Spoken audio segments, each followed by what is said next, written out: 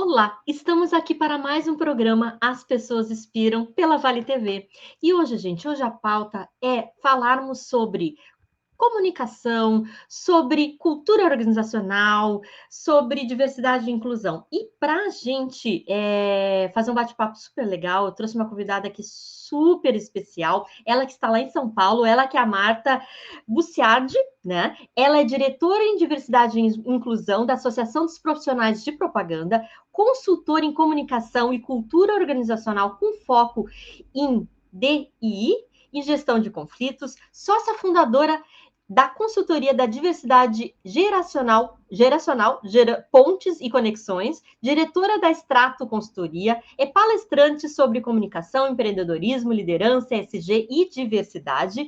Ela é também mentora de negócios, que ajuda então as empresas a se desenvolverem e serem mais sustentáveis, formada em comunicação, tem pós também em comunicação digital, gestão organizacional, sustentabilidade e responsabilidade social pelo Senac. Também tem especialização em DI na Miami School, diversidade em direitos humanos pela USP, e também é autora de 2 livros, o Manual da Liderança Feminina e Mulheres Além do Óbvio. E ela também faz parte do Grupo Mulheres do Brasil, onde desenvolveu um projeto de mentoria para mulheres empreendedoras, o Master Mentoring. Também é mentora voluntária do programa Nós por Elas e também mentora do Gerando Falcões. E eu tenho o prazer, então, de chamar a Marta aqui. Seja muito bem-vinda, Marta, ao nosso programa As Pessoas Inspiram pela Vale TV. Olá, Eliane, que prazer enorme estar aqui. Muito obrigada pelo convite, fico muito feliz de estar aqui com você. E olha, antes de tudo, de mais nada, eu vou pedir desculpas pela minha voz, eu estou saindo de uma gripe, talvez tussa aqui um pouquinho assim, mas vou tentar me controlar, tá bom? Sem problema, sem problema. É um prazerzão. A Marta já conheço, já tem um tempo, né? E ela é uma pessoa super especial, né? E vocês vão gostar muito aqui do nosso bate-papo. Então fica com a gente nessa noite. E Marta, queria te perguntar assim para as pessoas até te conhecerem. Tu estás em São Paulo atualmente, né? O nosso programa aqui, mais na área metropolitana do Rio Grande do Sul. Queria que tu contasse um pouquinho da tua trajetória e conectasse esses temas que a gente vai falar hoje, né? Questão da comunicação, da cultura, né? Da diversidade e inclusão, das mulheres nas empresas, enfim. Faz uma conexão para a gente conhecer mais. Vamos lá, é uma trajetória não linear, mas é uma trajetória que me ajudou bastante a chegar nesse ponto em que eu estou hoje, né? Eu estava ouvindo aí você falar e eu percebi que só cabe tudo isso porque eu tenho 56 anos e o que eu mais fiz nessa vida foi aprender. Eu não gosto de ter respostas prontas, eu prefiro aprender a fazer perguntas melhores. Esse é um lema que eu levo assim. Então, eu me formei em comunicação, eu sempre gostei muito de escrever, sempre gostei muito de observar as pessoas e achei que seria um caminho natural, né? Mas quando eu me formei, a primeira coisa que eu fiz, quer dizer, a minha especialização, né, é em rádio e TV. Então eu tive um programa de rádio na Rádio USP, eu trabalhei na primeira rádio pirata de São Paulo, e eu já disse que tenho 56 anos, então está tudo certo. E, Legal. e aí eu fui migrando, né? Assim, eu fiz produção de show, fiz produção de evento, trabalhei com uns gênios dessa área, né? Trabalhei com Fernando Faro, com Homero Ferreira, aqui de São Paulo. Foi uma escola e tanto. Aos poucos eu deixei essa área de produção porque eu tive filhos e estava ficando muito maluco isso, né? Como é que você trabalha num show até 2 da manhã com o filho, enfim. E aí fui migrando para assessoria de imprensa, fiz assessoria de imprensa na área cultural, e aos poucos fui conhecendo um pouquinho essa área organizacional e me apaixonando loucamente, assim, porque eu gosto muito de trabalhar, já trabalhei bastante com comunicação organizacional, que a gente fala da porta para fora, né? No marketing, mas eu adoro da porta para dentro, porque eu acho que você consegue, com ações até bem pontuais, gerar efeitos que se espraiam pela sociedade, né? Foi isso que eu fiz, então. Comecei a trabalhar com assessoria de imprensa, primeiro para a área cultural, fui migrando para a área organizacional, e aí conhecendo um pouco sobre cultura, né? Quando eu ia às empresas, eu tive uma agência de comunicação durante 12 anos, e quando eu ia às empresas e perguntava muito bem quem são vocês, as empresas me diziam o que faziam. Ia dizer, não, gente, o que vocês fazem eu sei. Porque está aqui, está exposto, está no site, porque, enfim, né? É fácil de saber, eu quero saber por que vocês existem, quem são vocês, qual é o propósito, o que move vocês a estar todos os dias aqui. Percebi que as empresas não sabiam responder a essa pergunta, né? Que é uma pergunta que deveria ser a primeira que as pessoas tivessem consciência, né? Soubessem responder. Então, foi a partir disso que eu desenvolvi todo esse trabalho que eu faço hoje em cultura organizacional, e aí foi natural, inclusive, migrar para ações focadas em diversidade, equidade e inclusão. Muito bem. E é muito legal, né? E é uma coisa muito louca, né, Marta? Porque quando a gente pergunta realmente, assim, fala para as empresas sobre essa questão do propósito, às vezes elas dizem assim: não, eu vou me juntar agora no final de semana aqui, juntar uma galera e vamos fazer o tal do propósito aparecer. E não é assim, né, Marta? Como é que a gente faz o propósito emergir na organização? Pois é, não é assim mesmo, né? Você sabe, Eli, que quando eu vou às empresas, quando eu tinha a agência de comunicação, a gente trabalhava muito também com comunicação interna, as empresas pediam para a gente na agência fazer missão, visão e valores. Vocês podem fazer, por favor? Ou então empresas que falavam que se posicionavam como empresas mais maduras em relação a isso, mas tinha aquele quadrinho, sabe aquele quadrinho que fica na recepção? Sim. Atrás da planta? Está sempre na atrás da planta. Na parede lá, né? E ninguém sabe, ninguém viu, né? Que nem o caviar daquele cantor, que eu esqueci o nome agora, gente, nunca vi, nem ouvi, só ouço falar. Você sabe o que é caviar? É isso, é missão, visão e valores da empresa. Nunca vi, nem ouvi, eu só ouço falar. Por quê? A cultura organizacional, ela é a forma como as coisas acontecem dentro da empresa, né? A cultura, ela é intangível, porque a maneira como as pessoas se relacionam, os processos que são estabelecidos, tudo isso compõe a cultura nos seus aspectos superficiais e nos seus aspectos mais profundos. E não é uma coisa que se constrói em um fim de semana, é uma coisa que se constrói ao longo de toda a vida de uma empresa. Sabe que eu tenho um amigo, o Sebastiani, ele é especializado em branding, né? E ele sempre dizia que muitas vezes as pessoas chegavam na agência dele, as empresas falavam assim, eu quero uma marca como uma Coca-Cola. Ele dizia, tá ótimo, você tem 50 anos? Porque aí a gente constrói. Né? Então, é uma coisa que se constrói do dia para a noite. Agora, se a empresa ainda não pensou nisso, ela precisa começar. Né? Porque eu sempre digo que basta que uma pessoa exista dentro da empresa, o fundador, né? Para que a cultura se estabeleça, e basta que duas pessoas estejam lá para que comecem os conflitos. Porque a cultura, ela é esse caldo de valores, valores pessoais, de desejos, de anseios, de expectativas, de entregas. É a cultura que dá o contorno a tudo isso, né? E uma coisa interessante. Não é uma tarefa simples. Não é uma tarefa simples, não. Olha só. E uma coisa muito, muito importante, né, Marta, que é quando a gente fala em propósito e cultura, né? Não adianta tu ter um propósito muito bem desenhado, né? Se isso não vem para a cultura também, né? Como a gente faz para pulsar esse propósito dentro da nossa cultura? Pois é, eu sempre digo que como é que você pode esperar que as outras pessoas te acompanhem se você não diz para onde quer ir?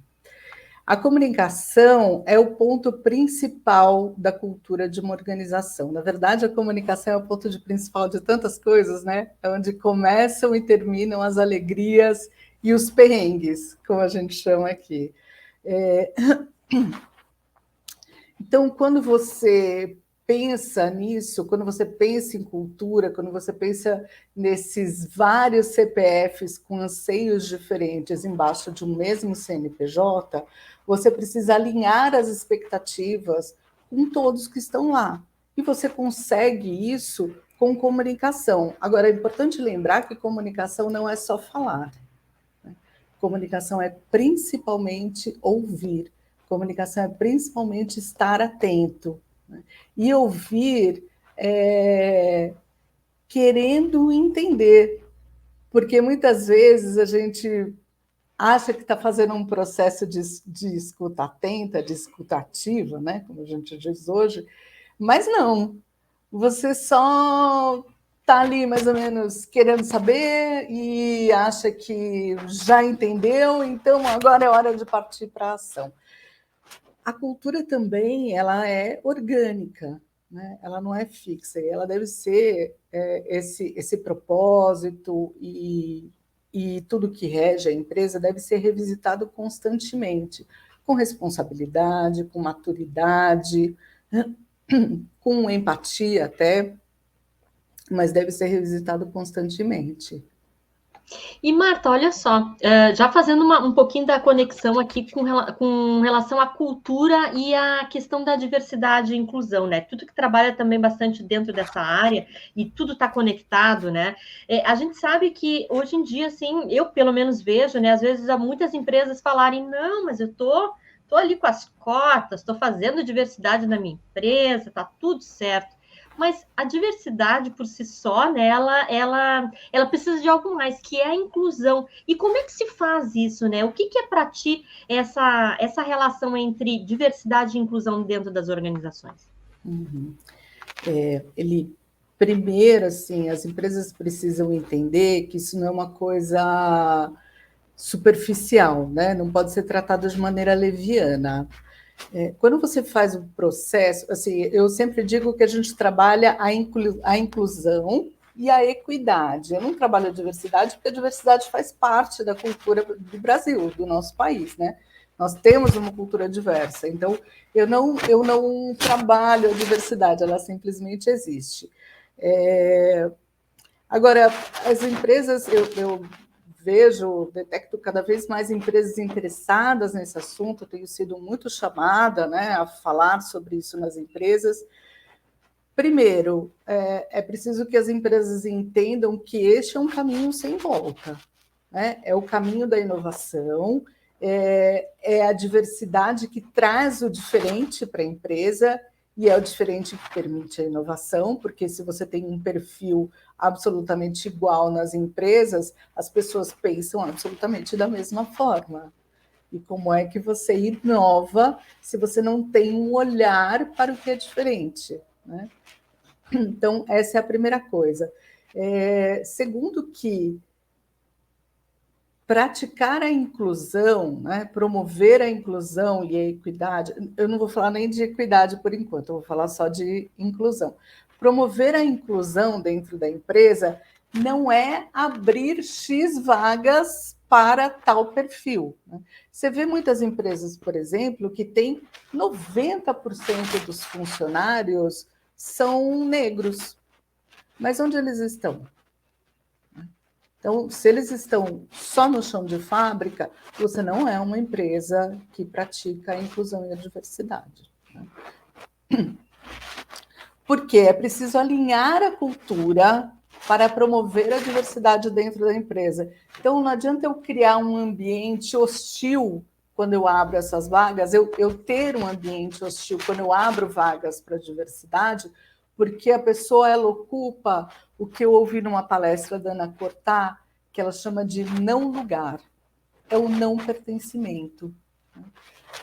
Se eu tenho uma pessoa que é de grupos minorizados, por exemplo, ocupando um não lugar, o que eu faço é dar um tiro contra a prática da inclusão. Tiro no pé, digamos assim. A prática da inclusão. Né? Porque essa pessoa não encontra ali espaço e muito provavelmente vai sair, né? Ou vai ser saída, o que é pior.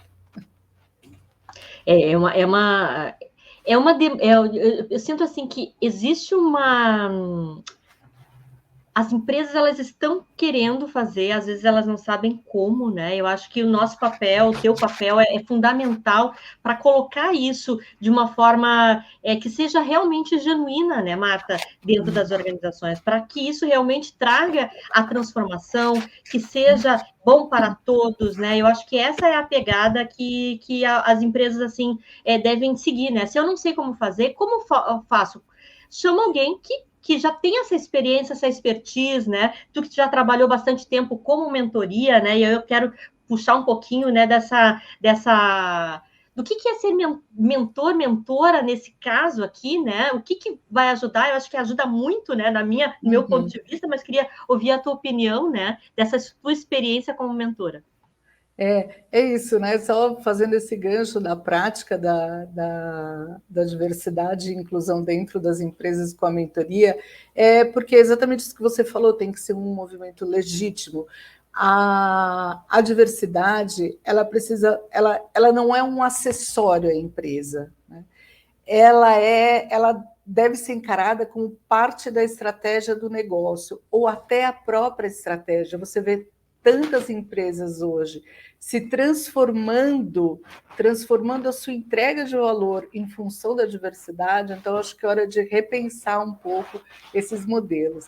E aí, quando a gente fala de mentoria, eu sou mentora desde, informalmente, né? Mentora desde 2013, quando eu fiz essa especialização na FGV, em gestão de negócios, como parte do programa 10 mil mulheres. A minha turma foi a 10ª turma a se formar na GV com parte desse programa. E lá, então, nós nos apoiávamos mutuamente e acabamos constituindo um grupo de mentoras, um grupo informal. Depois eu entendi que era importante me especializar nesse assunto, ingressei na ABMEI, foi lá que nós nos conhecemos, né? Ele foi um aprendizado incrível, lá eu fiz cursos de formação, tive a oportunidade de exercer uma diretoria, mas eu acho que quando a gente fala de mentoria, né, de mentoria de negócios principalmente, é muito interessante porque a mentora, eu vou falar sempre no feminino, a mentora ela traz um olhar limpo, né?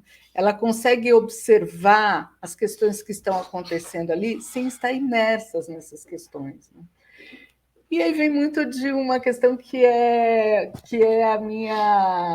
o meu mantra de vida que eu falei no começo. Eu quero aprender a fazer perguntas melhores, né?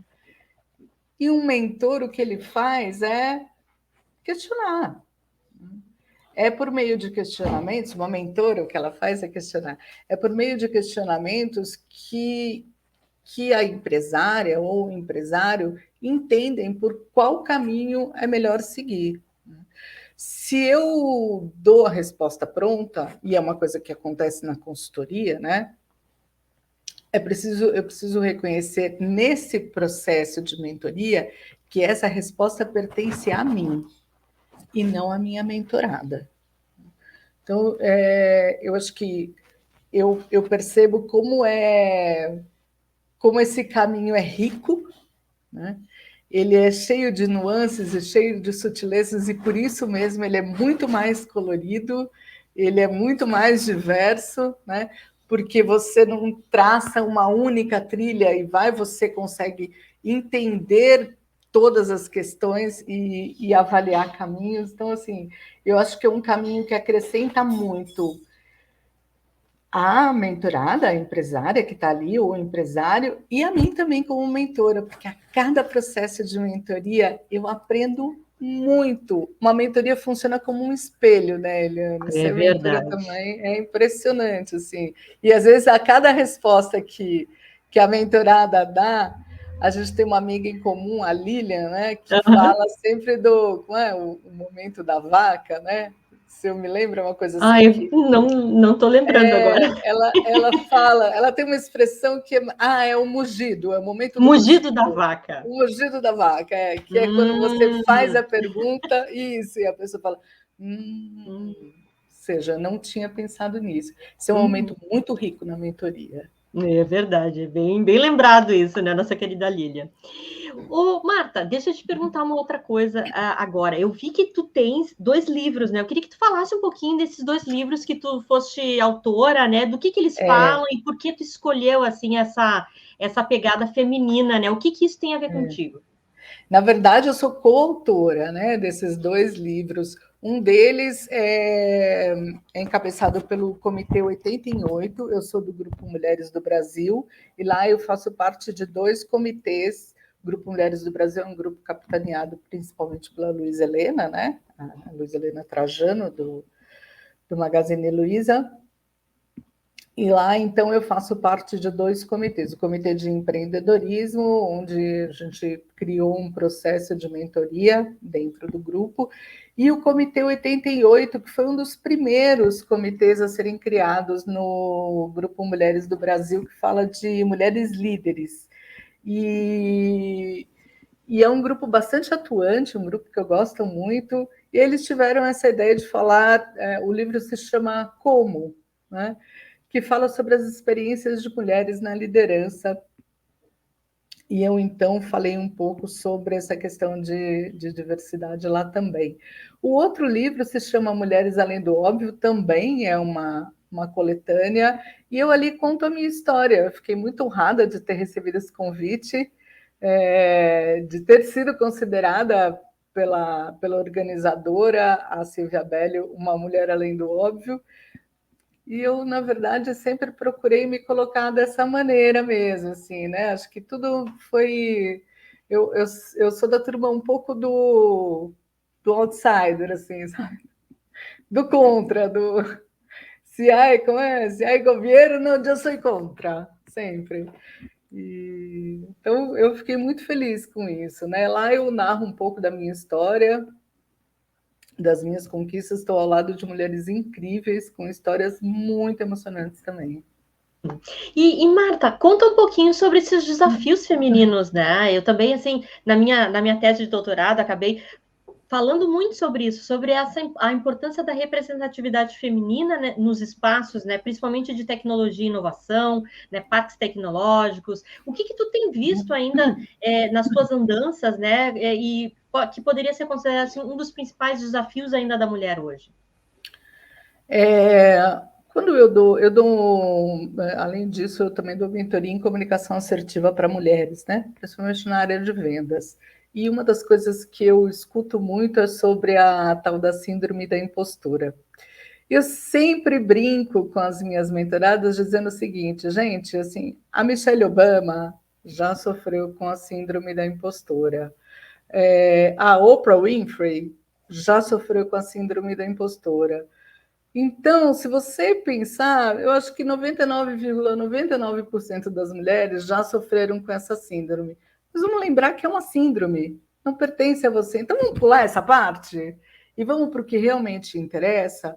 Como é que a gente se mantém num ambiente que muitas vezes é um ambiente inóspito para as mulheres, né? Quando a gente está falando da liderança de grandes empresas, quando a gente senta à mesa e só tem homens, quando a gente senta à mesa da liderança e só tem homens, e você não consegue falar, como é que você se posiciona? Como é que você se faz presente e se faz ouvir? Acho que isso é bastante importante. Eu recebi, no começo deste ano, um convite para palestrar para um grupo de RH de uma empresa, com milhares de funcionários e somente 9% de mulheres no corpo da empresa, né? Na liderança nenhuma. E eles queriam, então, aprender como contratar mulheres. Então, é lógico que não é uma coisa que se resolve numa palestra, mas tem alguns pontos básicos assim a serem olhados, porque a gente está longe de alcançar a igualdade nesse sentido, né, Eli? Só um parênteses aqui rapidinho. Esse Comitê 88 ele foi criado, se eu não me engano, em 2015, alguma coisa assim. Nessa época, os estudos diziam que levaria 80 anos para que uma mulher alcançasse situação de igualdade dentro das empresas em relação à liderança. E por isso que ele se chama 88, né? A ideia era acelerar esse processo, um pouco como o 55 do Juscelino Kubitschek. E não é da minha época, já vamos deixar claro aqui. Os estudos hoje identificam que isso vai levar mais de 100 anos. Então, com tudo que foi feito, nós ainda andamos para trás, porque esse é um movimento de toda a sociedade, né? Não dá para uma parcela da sociedade andar e o restante não acompanhar. Isso não significa, né? Isso não impulsiona. É preciso que a sociedade inteira acompanhe esse movimento. Então, é uma coisa que... Bom, eu não tenho filhas, eu tenho filhos, mas eu tenho sobrinhas netas, e minhas sobrinhas netas não vão ver, as minhas sobrinhas bisnetas não vão ver. Mas isso não quer dizer que a gente não deva agir. Olha que bacana. Quando a gente fala do universo de tecnologia, eu tenho muita sorte, porque essa Silvia Bellio, essa profissional maravilhosa da área de tecnologia, que me convidou para participar do livro Mulheres Além do Óbvio, me convidou também para ajudar na coordenação e curadoria de 3 livros sobre mulheres na tecnologia, que se chamam TI de Salto. Nós já finalizamos o 3º volume e vamos lançar o 4º agora. Hoje, com toda a carência de profissionais que existem, menos de 20%, bem menos, hein? Esse número, eu não tenho ele certo agora, mas bem menos de 20% de mulheres pertencem a esse mercado, porque a mulher ainda não se entende como profissional da área científica. Verdade. Então, essa é uma questão séria. Mas olha que bacana, eu tenho uma sobrinha queridíssima, a Ana Catarina, que me contou nesse fim de semana que a filha dela, porque eu tenho sobrinhos netos, não é mesmo?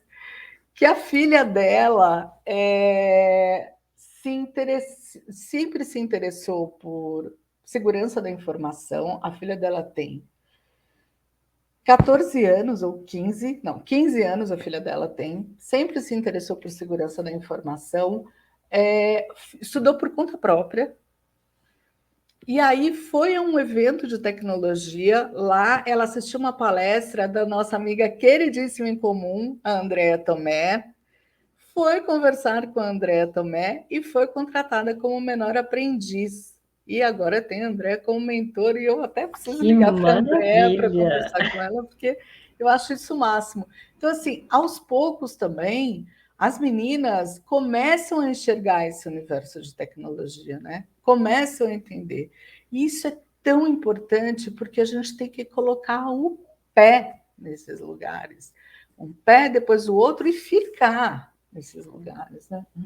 É verdade, e é bem isso, né? Eu acho que tu tá super certa, né? E esse é um trabalho aí muito rico, né, Marta? E acho que merece assim todo o nosso empenho, né, para realmente transformar isso, né? Acho que as oportunidades elas devem ser para todos, né? E para todas e para todos, enfim. Eu acho que a gente tem que brigar muito por isso, sabe? Brigar no sentido de se esforçar, né, dentro das nossas organizações, para que isso seja realmente genuíno, para que eu consiga dar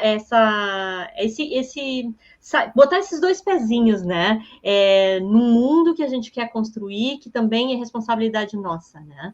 E, Marta, assim, a gente já está nos finalmente aqui da nossa entrevista. Eu queria que tu deixasse assim, uma mensagem final, uma indicação de livro, enfim, uma mensagem aí para quem está nos ouvindo, né, com relação a essa importância de tudo que a gente falou hoje aqui, né, da questão da diversidade, inclusão, equidade, cultura organizacional. Faz um resumão aqui para nós.